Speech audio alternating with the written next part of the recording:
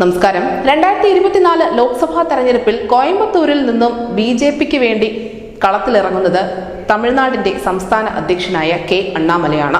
പരമ്പരാഗത ഇടതു കോട്ടയായ കോയമ്പത്തൂരിൽ ബി.ജെ.പിക്ക് ശക്തമായ സ്വാധീനമുണ്ട് എന്ന് പറയുമ്പോൾ അതൊരു വിരോധാഭാസമായി ഒരുപക്ഷെ നമുക്ക് തോന്നിയേക്കാം. പക്ഷെ അത് യാഥാർത്ഥ്യമാണ്. എന്തായാലും ഇക്കുറി കോയമ്പത്തൂരിൽ നിന്നും മത്സരത്തിനിറങ്ങാൻ CPM ഇല്ല. പകരം ആ സീറ്റ് ഏറ്റെടുത്തിരിക്കുന്നത് DMK തന്നെ നേരിട്ടാണ്. പക്ഷേ കോയമ്പത്തൂർ ലോക്സഭാ മണ്ഡലത്തിൽ നിന്നും ബി.ജെ.പി ഇതുവരെ വിജയിച്ച് കയറിയിട്ടില്ല എന്ന കാര്യം കൂടി നമ്മൾ ഓർമ്മിക്കേണ്ടതുണ്ട്. ഇവിടെ ബി.ജെ.പിക്ക് എടുത്തു പറയാനുള്ള ഒരു നേട്ടമെന്ന് പറയുന്നത് കഴിഞ്ഞ നിയമസഭാ പോരാട്ടത്തിൽ കോയമ്പത്തൂർ സൗത്തിൽ കമലഹാസനെ കെട്ടുകെട്ടിച്ച് ബി.ജെ.പിയുടെ വാനത്തി ശ്രീനിവാസൻ നേടിയ ഒരേ ഒരു വിജയം മാത്രമാണ്. പക്ഷേ അണ്ണാമലയെ ലോക്സഭയിലേക്ക് വിജയിപ്പിക്കാൻ ഇത് മാത്രം പോരാ. കാരണം കോയമ്പത്തൂർ എന്ന് പറയുന്നത് വിവിധ നിയമസഭാ മണ്ഡലങ്ങൾ ഉൾപ്പെടുന്ന, പ്രത്യേകിച്ചും വലിയ നിയമസഭാ മണ്ഡലങ്ങളായ പല്ലടം, സൂലൂർ, കുണ്ടുവപ്പാളയം, കോയമ്പത്തൂർ സൗത്ത്, കോയമ്പത്തൂർ നോർത്ത്, സിംഗാനല്ലൂർ എന്നീ നിയോജക മണ്ഡലങ്ങൾ ഉൾപ്പെട്ടതാണ്. ഈ എല്ലാ മണ്ഡലങ്ങളിലും നേട്ടമുണ്ടാക്കിയാൽ മാത്രമേ ലോക്സഭയിലേക്കുള്ള ഒരു വിജയത്തിന് സാധ്യതകൾ ഉണ്ടാവുകയുള്ളൂ. 2019 ബി.ജെ.പിയുടെ CP രാധാകൃഷ്ണൻ 31.47% വോട്ട് പിടിച്ച് രണ്ടാമതെത്തിയ ഒരു മണ്ഡലമാണ് കോയമ്പത്തൂർ എന്നുകൂടി നമ്മൾ ഓർമ്മിക്കേണ്ടതുണ്ട്.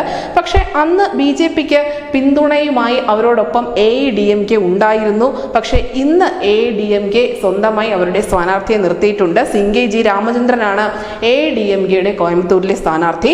DMK കരുത്തനായ ഗണപതി രാജ്കുമാറിനെ കോയമ്പത്തൂരിലേക്ക് ഇറക്കിയിരിക്കുന്നു. എന്തായാലും അണ്ണാമലൈ അത്ര ഈസിയായി കോയമ്പത്തൂരിൽ നിന്നും വിജയിച്ച് കയറും എന്ന് നമുക്ക് ഒരിക്കലും പറയാൻ സാധിക്കില്ല. കാരണം ഈ രണ്ട് സ്ഥാനാർത്ഥികളും വളരെ കരുത്തരായ നേതാക്കൾ തന്നെയാണ്. പ്രത്യേകിച്ച് അണ്ണാമലയ്ക്കെതിരെ നിർത്തുമ്പോൾ ഒരു നിസ്സാരനായ സ്ഥാനാർത്ഥിയെ ഒരു പാർട്ടിയും അവിടെ കൊണ്ടുവരില്ല എന്നുള്ളത് നമ്മൾ ഓർമ്മിക്കേണ്ടതുണ്ട്. എന്തായാലും വർഗീയമായ ചേരിതിരിവുകളുള്ള ന്യൂനപക്ഷങ്ങൾക്ക് വലിയ പ്രാധാന്യമുള്ള കോയമ്പത്തൂരിൽ DMKയിലേക്ക് കൂടുതൽ വോട്ട് മറയുന്ന ഒരു സാധ്യതയുണ്ട് എന്ന് വിലയിരുത്തപ്പെടുന്നു. പക്ഷേ നമ്മൾ നേരത്തെ സൂചിപ്പിച്ചതുപോലെ കോയമ്പത്തൂരിൽ ബി.ജെ.പിക്ക് വലിയ സാധ്യതകളുമുണ്ട്.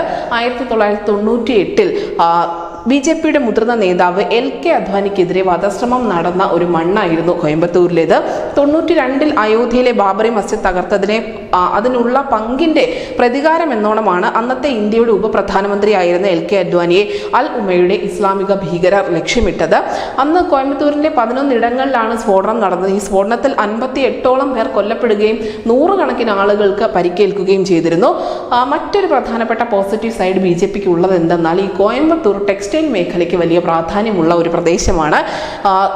ഈ ടെക്സ്റ്റൈൽ മേഖലയിൽ അധികവും തൊഴിലെടുക്കുന്നത് ഉത്തരേന്ത്യയിൽ നിന്നുള്ള കുടിയേറ്റ തൊഴിലാളികളാണ്. പതിറ്റാണ്ടുകളായി കോയമ്പത്തൂരിലുള്ള ഈ ഉത്തരേന്ത്യൻ വോട്ട് ബാങ്ക് തങ്ങൾക്ക് അനുകൂലമാകും എന്നുള്ള വലിയ ആത്മവിശ്വാസം ബി.ജെ.പിക്കുണ്ട്.